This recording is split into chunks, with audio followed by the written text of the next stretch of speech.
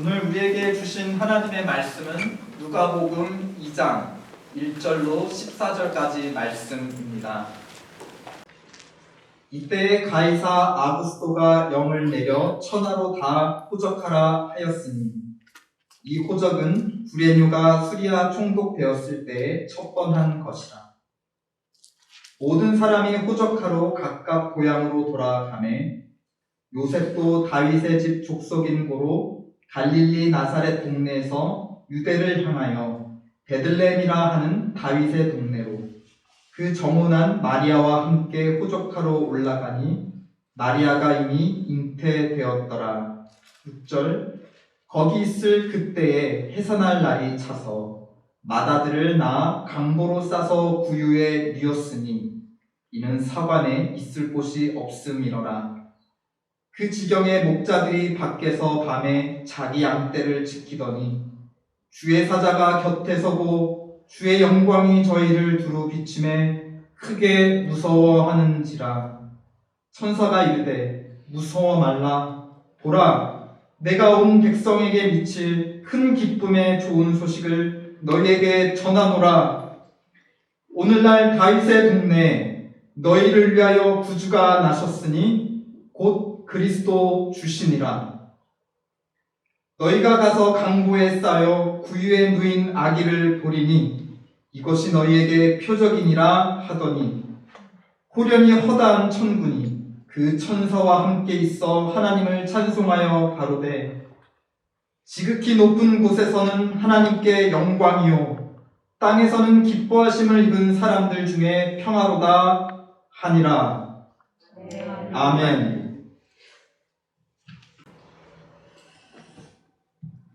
얼마 전 제가 아는 한 친구가 이런 고백을 했습니다. 자기 인생에서 가장 잘한 일은 아이들을 낳고 기른 것이다. 그리고 자기가 가장 지금까지 잘못한 것은 그 아이를 2명만 낳고 기른 것이다. 그런 고백을 했습니다. 또 다른 지인은 오랫동안 아이를 가지려고 했는데 어렵게 되지를 않았어요. 그래서 최근에 배로 낳지 않고 가슴으로 아이를 낳습니다. 입양으로 아이를 낳기도 하였습니다. 우리 아이가 태어나면 출산을 했든 입양을 했든 아이가 태어나면 어른들의 삶이 180도로 바뀌게 됩니다.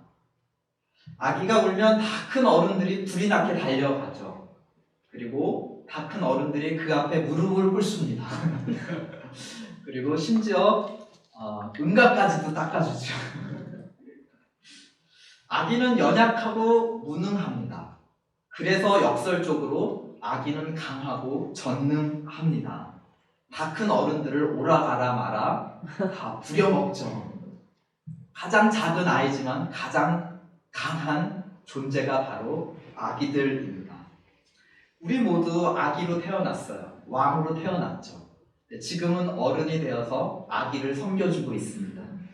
그러니까 우리의 일생은 왕으로 태어나서 종으로 마치는, 어떻게 보면 신분이 계속 낮아지는 삶이 바로 우리의 삶입니다. 오늘 우리가 읽은 누가복음 2장 본문에도 한 아기가 태어납니다. 그러므로 우리는 자연스럽게 이런 궁금증을 가지게 되는 것이죠. 이 아기는 과연 어떤 왕일까? 그렇죠? 모든 아기마다 왕이니까 이 아기는 어떤 왕일까? 또 어떤 변화를 사람들에게 가져다 주는 그런 아기 왕일까? 지금 화롯불에는 타닥타닥 장작불이 타고 있고 또 창밖에는 눈이 하얗게 내리고 있다고 우리는 상상해 봅시다. 이 조지아에 눈이 내리는 일은 없겠죠. 그리고 지금부터 들어도 질리지 않는 그 성탄절 크리스마스 스토리를 이야기하려고 합니다. 성탄절 이야기는 한 어른으로부터 시작이 돼요. 1절을 보니까 가이사 아우구스토라 하는 어른이 한 명 등장합니다. 이 한국 이름은 가이사 아우구스토인데 본토 발음은 가이우스 아우구스투스입니다. 가이우스는 이 사람의 원래 이름, first name이고 아우구스투스는 타이틀이에요. 이 사람의 직함 혹은 존칭입니다. 근데 이 아우구스투스라는 의미는 존엄자라는 뜻입니다. 존엄자. 이 사람은 얼마나 존엄한 자인지 천하 모든 사람들에게 다 자기 고향으로 돌아가 이름을 등록하라고 명령하였습니다. 천하를 일컬어 호적하라 명령하였더니 그 명령에 어떻게 합니까? 사람들이 3절 모든 사람이 호적하러 각각 고향으로 돌아갈 정도로 이 사람은 매우 권세가 있는 아우구스투스, 존엄자이라는 것입니다. 그는 로마 제국의 초대 황제였습니다. 그리고 이름을 등록하라고 하는 것은 이 황제의 이름 아래 살아가고 있는 사람들의 머릿수를 세라는 그런 명령이었죠. 다른 말로 하면 이 사람이 얼마나 많은 사람을 다스리고 있는지 그 권세를 알려주는 표시였던 것입니다. 그래서 아우구스투스의 명령을 따라서 자기 고향으로 돌아가는 중에 유대 땅에 요셉이란 사람이 있었습니다. 그러니까 이 사람은 아우구스투스의 백성이었던 셈이죠. 요셉은 원래 북쪽 갈릴리에 살았던 사람인데 지금 본 고향, 자기의 조상들이 살았던 베들레헴으로 돌아가고 있습니다. 그의 조상은 바로 우리가 잘 알고 있는 다윗 왕이었습니다. 이 요셉은 마리아라는 여자와 동행하고 있는데 5절에 보니까 그 마리아는 요셉의 정혼자입니다. 그리고 이 마리아는 곧 태어날 아기의 엄마이기도 합니다. 베들레헴에 도착했을 때 6절 마침내 해산할 날이 찼고 7절에 우리가 궁금해하는 아기 왕은 나사렛이 아니라 베들레헴에서 태어나게 됩니다. 그리고 그 왕이 처음으로 누인 보좌는 7절에 보니까 구유라고 하였습니다. 이 구유는 동물의 밥그릇입니다. 우리가 흔히 많이 들었던 크리스마스 이야기는 어떤 이야기죠? 요셉과 마리아가 베들레헴에 갔는데 사람들이 이미 여간방을 다 차지하고 있었습니다. 그래서 이들은 여기저기 문을 두드리며 거할 방, 잠잘 방을 구했지만 찾지 못했습니다. 이들을 보고 딱하게 여긴 한 여관 주인이 어떻게 했나요? 저기 가축우리가 있는데 거기서라도 지내려면 지내십시오 하고 해서 가축우리에서 아기를 낳았고 구유에다가 아기를 눕혔다라는 것입니다. 그런데 당시 보통 유대인들이 살던 집 구조는 조금 다른 이야기를 우리에게 전해주고 있어요. 한 지붕 아래, 사실 대부분의 사람들이 한 지붕 아래 사람과 가축이 같이 살았습니다. 그러니까 사람 사는 집에서 떨어진 외딴 곳에 가축우리가 따로 있는 게 아니라 한 지붕 아래 높은 쪽 안쪽에는 사람들이 살고 그 아래쪽 현관문 쪽에는 마치 종들처럼 그 가축들이 함께 살았다라는 것입니다. 그렇다면 더 이 크리스마스 이야기는 더 이상해지는 것 같아요. 왜냐? 집안에 가축우리가 있고 그 가축들 사이에서 마리아가 아기 예수를 낳았다면 집안에 있는 사람들이 아이를 몰랐을 리가 없잖아요. 그렇죠? 그럼에도 불구하고 아무도 이 아기 예수에게 찾아오는 집안 사람들이 없었다는 것, 그것이 굉장히 이상합니다. 그리고 지금 임산부가 지금 출산을 하려고 고통스러워하는데 아무도 자기의 방을 임산부에게 내어주지 않았다는 것 또한 굉장히 이상한 이야기입니다. 어쩌면 이들은 호적을 하기 위해서 오랜만에 고향을 찾았다가 옛날 친구들을 만나서 이야기꽃을 피우느라고 이 어려운 상황에 빠진 마리아를 돌아보지 않았는지도 모르겠습니다. 강보에 쌓여 구유에 누인 이 아기 왕은 태어나면서부터 자기 친족들, 자기 고향 사람들로부터 외면받았다라는 것입니다. 그래서 아기 왕이 태어나 처음 좌정한 그의 보좌는 가축의 낮은 자리, 사람들이 있는 높은 방이 아니라 가축이 있는 그 집에서 가장 낮은 자리였다라는 것입니다. 크리스마스 이야기를 우리에게 영화처럼 보여주는 카메라는 지금 1절에서 천하로 시작했어요. 그렇죠? 천하로 시작했다가 이 천하 중에 어디를 주목했습니까? 베들레헴, 유대 땅. 또 유대 땅에서 어디를 주목했죠? 베들레헴. 그리고 베들레헴에서 한 집, 그리고 그 집에 구유, 메인저, 그리고 거기에 누워있는 아기를 우리에게 보여주고 있습니다.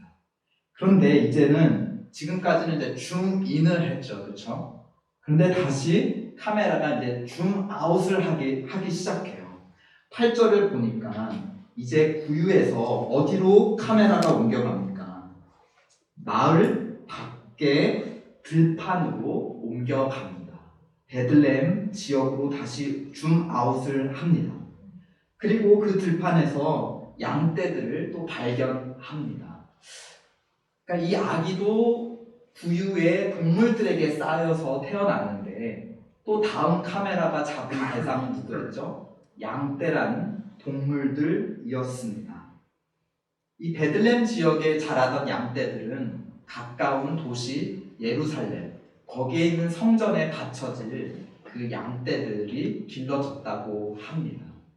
그러니까 이 아기 왕은 태어날 때부터 동물과 굉장히 관련이 있는 사람이었고, 어쩌면 이 양들과 같이 희생제물과 관련된 그런 아기로 태어난 것은 아닐까라고 오늘 이 누가복음의 이야기는 우리에게 넌지시 뭔가를 암시하고 알려주고 있다라는 것입니다.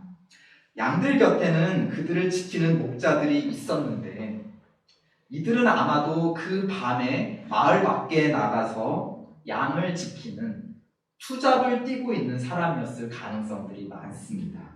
왜냐하면 당시 대부분의 목자들은 자기 본업 외에 고객님들의 양을 대신 맡아주는 이 밤에 나이트 시프트를 하고 있는 그런 이제 일꾼들. 그래서 이들은 투잡, 뚜리잡을 뛰지 않으면 살아갈 수 없는 매우 가난한 사람들이었던 것이에요. 9절에 보니까 그런 사람들 앞에 주의 천사가 나타나서 좋은 소식을 그들에게 전합니다. 이 좋은 소식이 선포될 때 9절을 보시면 원래는 밤이었는데 밤이 주의 영광의 빛으로 말미암아 밝아집니다. 그리고 9절에 이들 목자들이 느꼈을 큰 두려움은 10절에 큰 기쁨으로 바뀌게 될 것입니다. 어두움이 빛으로 바뀌고 두려움이 기쁨으로 바뀔 만큼 하나님은 큰 기쁨의 소식을 천사를 통해 목자들에게 알려주셨습니다. 그런데 이 영광의 빛은 누구의 빛이죠? 하나님의 빛입니다. 하나님만이 영광스러운 존재시기 때문에 영광의 빛은 하나님으로부터 나온 빛이었습니다. 그렇다면 두려움을 바꿔줄 큰 기쁨 또한 누구에게로부터 나오는 선물이라는 의미인가요? 하나님이 주시는 큰 기쁨이다. 그 하나님이 주시는 은혜의 선물은 다름 아니라 12절에 보니 강보에 쌓여 구유에 누인 아기였던 것입니다. 아기가 사실 베들레헴에 태어난 이유는 누구 때문이었죠? 아우구스투스, 온 천하의 황제인 아우구스투스 때문이었습니다. 또 아기가 사람으로서 방에서 태어난 게 아니라 가축들에 둘러싸여서 태어났다라는 그 이유는 무엇 때문이었죠? 호적하러 베들레헴을 찾아온 수많은 사람들 때문이었어요. 그래서 방이 없었으니까 이제 가축에서 태어난 것이었죠. 그런데 따지고 보면 왜 수많은 사람들이 베들레헴으로 몰려갔습니까? 아우구스투스 때문이죠. 다 모든 게 아우구스투스 때문이에요. 그렇죠? 그만큼 이 아우구스투스, 로마의 초대 황제는 권세자, 온 천하의 권세자인 것입니다. 그런데 오늘 누가복음은 정반대의 사실을 우리에게 말해주고 있어요. 그것이 무엇이냐? 로마 황제가 높으면 높을 만큼 이 로마 황제를 종처럼 사용한 하나님은 훨씬 더 높으신 분이다. 이 아우구스투스는 하나님의 종일 뿐이다. 왜 그런가? 우리 구약 선지사 중에 하나님의 구세주가 베들레헴에서 태어날 거라고 예언한 선지자들이 많았습니다. 그 중에 이제 미가라는 선지자는 이런 예언을 남겼습니다.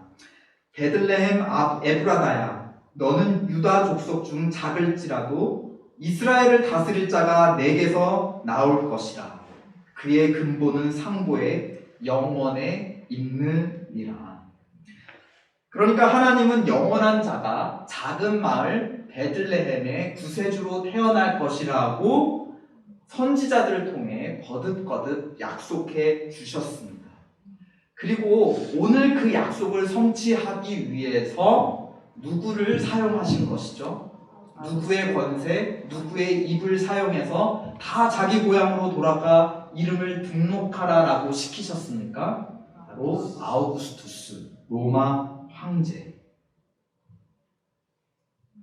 그러므로 아우구스투스는 자기도 모르는 중에 하나님의 종 역할을 한 것이었어요. 이 강보에 쌓여 구유에 누인 악이야말로 하나님이 인류에게 주신 하나님의 최고의 은혜의 선물이었습니다. 우리 지난 시간에도 살펴보았지만, 고린도후서 말씀을 통해 살펴보았지만, 하나님의 은혜는 거저 주시는 은혜입니다. 그러나 거저 주신다고 그게 공짜 선물이라고 해서 값어치 없는 선물이 아닙니다. 그것은 얼마나 값어치 있는 선물이냐?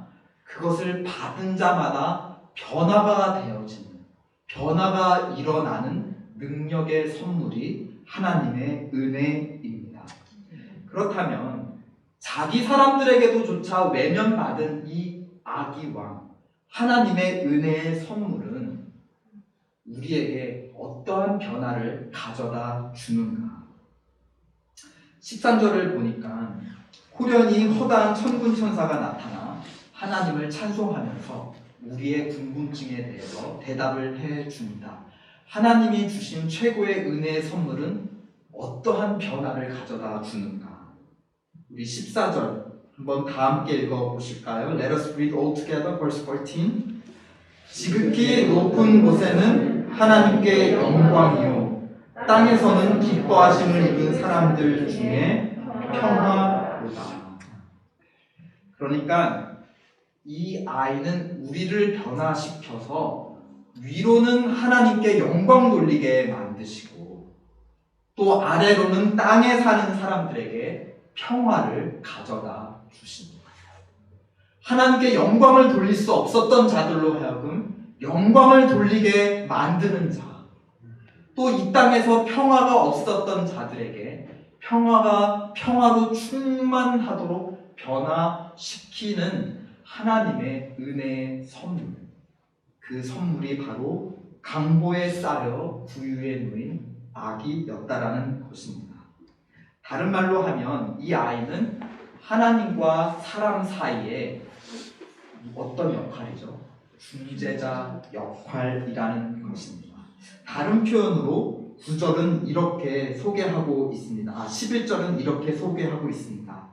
너희를 위하여 구주가 나셨으니 곧 그리스도 주십니다.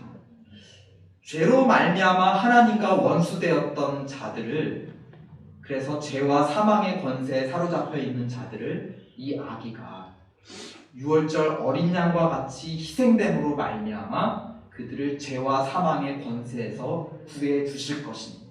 그러므로 그는 구주이십니다. 또한 그는 그리스도입니다.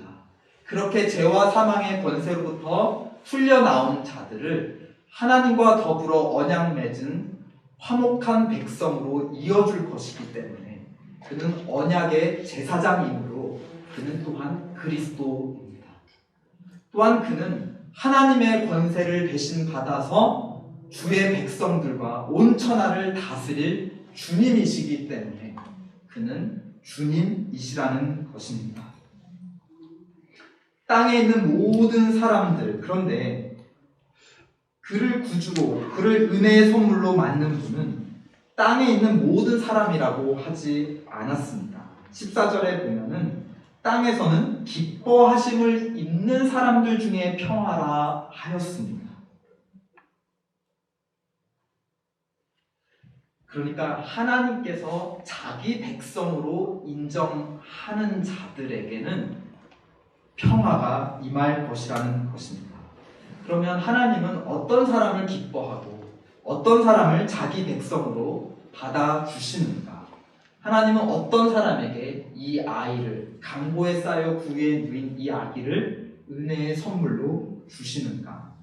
오늘 이야기는 그런 은혜를 받을 대표적인 한 사람들을 우리에게 소개시켜주고 있습니다. 그들은 누구였는가? 바로 마을 밖에, 지금 마을에는 사람들끼리, 오랜만에 만난 사람들끼리 잔치가 벌어져 있는데 그 밤에 그 잔치에 참여하지 못하고 마을 밖으로 소외되어 나온 그런 가난한 사람들이 있었으니 그들은 바로 목자들이었습니다. 이 목자는 지금 밖에서 양떼들하고 같이 지내고 있어요. 사람들하고 어울릴 수 있는 존재가 아니라 누구하고 어울리게 합당한 존재라는 겁니까? 사람보다 낮은, 동물과 어울릴 만한 낮은 존재들. 그런데 그런 사람들에게 이 기쁨의 소식, 하나님의 은혜의 소식이 가장 먼저 주어지게 됩니다. 따지고 보면 하나님이 보내신 이 아이도 지금 어디에 누워있죠? 동물 구유에 누워있어. 동물들에게 둘러싸여 있어요. 마치 지금 동물들과 가까이 지내고 있는 목자들을 위해서 오신 왕인 것처럼 그 역시 사람들 속에 누워있는 것이 아니라 동물들 속에 누워있다. 그만큼 천한 사람들을 위해 하나님이 주신 선물이 바로 강보에 쌓여 구유에 누인 이 아기라는 것입니다. 그 집안에 같이 있었음에도 불구하고 어떠한 높은 양반들은 이 아기를 외면하였습니다. 그렇죠. 하나님의 선물이 그 집안에, 그 구세주가 같은 집안에 있었음에도 불구하고 그들은 이 아기를 외면했어요. 그러나 마을 밤에 들판에 있던 목자들이 이 아기를 처음으로 찾아오고 경배합니다. 그리고 어떻게 하죠? 20절을 보실까요? 목자가 자기들에게 이르던 바와 같이 듣고 본 그 모든 것을 인하여 어떻게 했다고 합니까? 하나님께 영광을 돌렸다. 우리 14절에 보면 지극히 높은 곳에서는 하나님께 영광을 돌리도록 우리를 변화시켜 주시는 은혜의 선물이 바로 이 아기라고 하였습니다. 이 아기를 처음으로 와서 보고 경배한 이 목자들의 첫 번째 행한 일이 무엇이었습니까? 하나님께 영광 돌리며 찬송하는 일이었다. 이들에게 변화가 일어났다라고 하는 것입니다. 또 다른 복음서 마태복음에 의하면 또 어떤 사람들이 이 아기에게 와서 경배하였죠? 동방 박사들. 그들은 유대인이 아니었습니다. 저쪽 멀리 동방 지역으로부터 별을 보고 여기까지 찾아와 아기에게 경배하였습니다. 가장 가까이에 있었던 사람들은 외면했을 때 더 멀리 베들레헴에서도 찾아오고 더 멀리 동방에서도 사람들이 찾아왔다는 것입니다. 이 하나님의 은혜의 선물, 강보에 쌓여 구유에 누인 아기는 어떠한 자를 위한 하나님의 선물이었다는 것입니까? 멀리 있는 자들, 가난한 자들, 이방인들, 하나님께로부터, 높이 계신 하나님께로부터 가장 멀리 낮은 곳에 있는 사람들이 바로 하나님의 은혜를 받은 자들이었습니다. 강보에 쌓여 구유에 누인 아기는 하나님에게서 멀리 있던 자들을 하나님과 더불어 기쁨과 평화로 누리는 그런 백성들로 바꾸어주는 하나님의 능력이었습니다. 하나님께 영광 돌릴 수 없었던 자들로 말미암아 그들의 입에서 하나님께 영광 돌리도록 그들의 심령을 변화시켜주는 하나님의 은혜의 능력, 그것이 역설적이게도 가장 낮은 곳에 강보에 쌓여 부유에 누인 아기 예수 그리스도였다는 것입니다. 그 변화의 능력, 그 비밀은 어디에 있을까요? 아우구스투스는 강력한 로마 군대로 세상을 변화시켰습니다.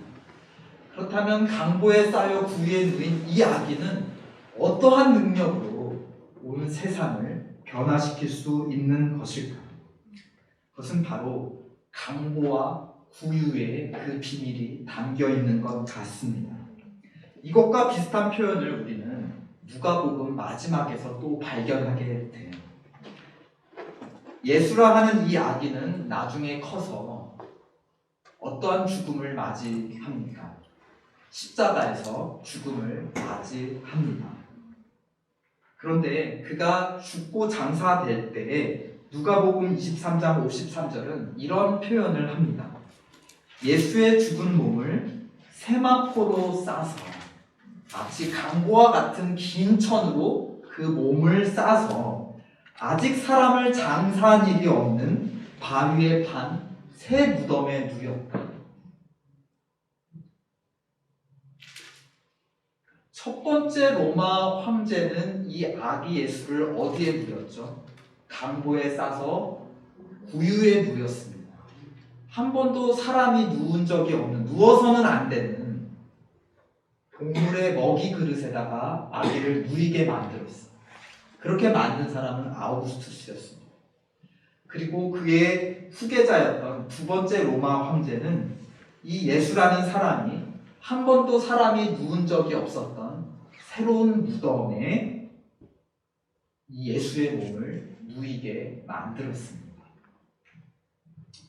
부모가 호적을 마치고 나사렛으로 돌아갈 때 이 아이는 구유에서 나왔겠죠. 또한 그가 죽고 무덤에서 누운 지 3일 만에 우리의 구주는 이제 무덤에서 3일 만에 다시 걸어 나오십니다. 그러므로 강보와 구유는 무엇을 가리키는 표징입니까?